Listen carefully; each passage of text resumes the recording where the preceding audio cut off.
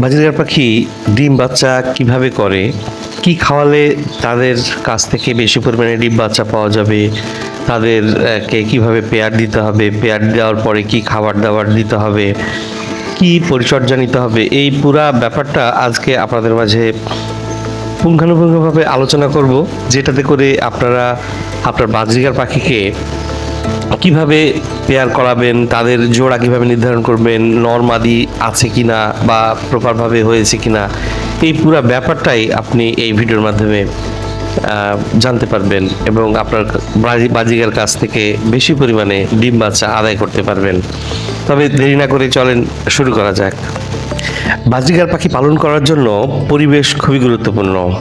তাকে কি পরিবেশে রাখছেন, কি খাওয়াচ্ছেন, কি এন্টারটেনের ব্যবস্থা রাখছেন, এই পুরা ব্যাপারটাই কিন্তু একটা পাখি পালনের জন্য গুরুত্বপূর্ণ।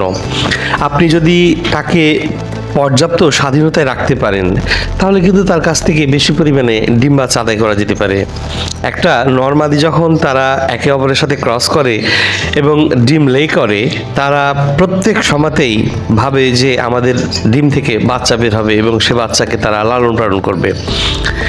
এই অবস্থায় আপনাকে ভাবতেই হবে যে একটা সুস্থ পাখি যদি আপনি পেয়ার করেন তাহলে তার কাছ থেকে সুস্থ বাচ্চা কিন্তু বের হবে।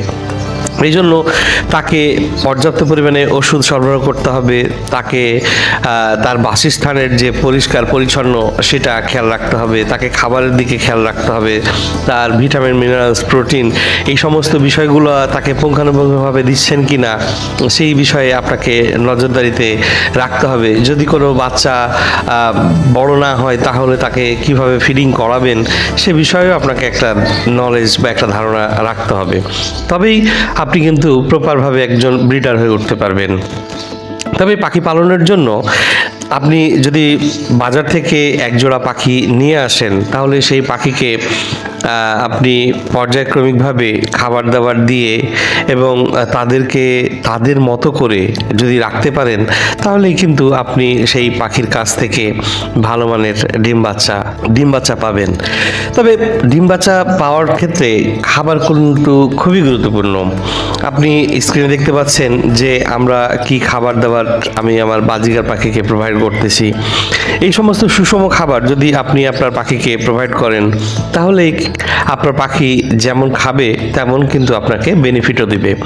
এই ক্ষেত্রে আপনাকে খেয়াল রাখতে হবে যে একটি পাখি আপনি যখন পালন করবেন তাকে পর্যাপ্ত পরিমাণে শাকসবজি থেকে শুরু করে সমস্ত প্রোটিন ভিটামিন এর যোগান আপনাকে দিতে হবে।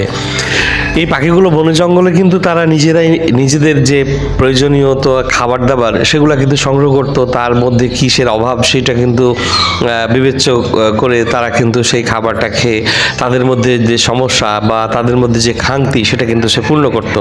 আমরা কিন্তু সেটা করতে পারি না, এই জন্য আমাদেরকে বাইরে থেকে সেটা ইনক্লুড করতে হয়।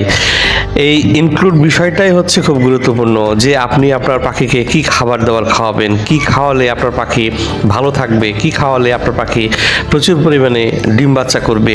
তবে আমরা সবাই কিন্তু এটা ভালোভাবে মাইন্ডে রাখি যে আমার পাখি পালার উদ্দেশ্যই হচ্ছে যে তার কাছ থেকে বেশি পরিমাণে ডিম বাচ্চা আদায় করা। তো ডিম বাচ্চার ক্ষেত্রে আপনাকে যে সমস্ত ক্রাইটেরিয়া সেটা কিন্তু পূর্ণ করতেই হবে। আমি যেগুলা আলোচনা করলাম সেগুলো আপনি কিন্তু অবশ্যই পালন করতে পারেন। অন্যথায় আপনি যদি কোনো রকমের উদাসীনতা করেন তাহলে কিন্তু আপনার পাখির মৃত্যুর দিকে আপনাকে দেখতে হতে পারে, আপনার পাখিকে মাটি চাপাও দিতে হতে পারে আপনাকে। আমরা অনেকেই যারা পাখি পালন করি তারা জানি না নর মাদি কোনটা। তবে আপনি স্ক্রিনে যেটা দেখছেন এটা কিন্তু নর, হ্যাঁ, তাদের যে ঠোঁটের যে রং সেটা দেখে কিন্তু বোঝা যায়। আপনি যদি দুইটা নর এক জায়গাতে রাখেন কিংবা দুইটা মাদি এক জায়গাতে রাখেন এবং তাদেরকে যদি দিনের পর দিন রাখেন তাহলে কিন্তু তারা ডিম বাচ্চা যেহেতু করবেই না, সেক্ষেত্রে কিন্তু তারা দীর্ঘদিন থাকার পরে তাদের মধ্যে একটা অসুস্থতা চলে আসবে, তারা মারাও যেতে পারে।